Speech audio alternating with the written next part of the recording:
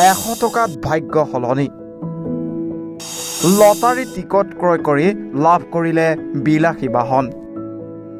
এইবাৰ কপাল ফুলিল এগৰাকী খুজি খোৱা অন্ধ লোকৰ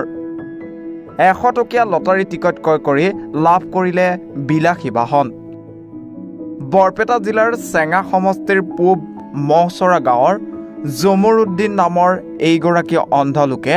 বঙাইগাঁও জিলাৰ জলাখাতা বাণীপাৰা বজিতপাৰাত অনুষ্ঠিত উপহাৰ কুপন খেলৰ এখন বহি ক্ৰয় কৰিছিল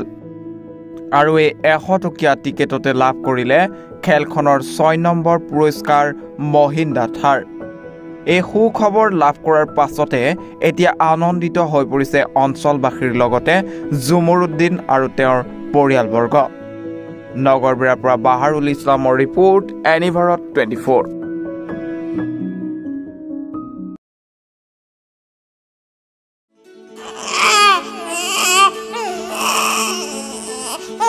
অভিনন্দন আপোনাৰ এজনী ছোৱালী জন্ম হৈছে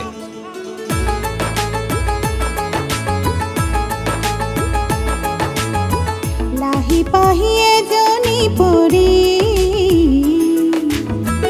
আহিলে ঘৰখন উজলি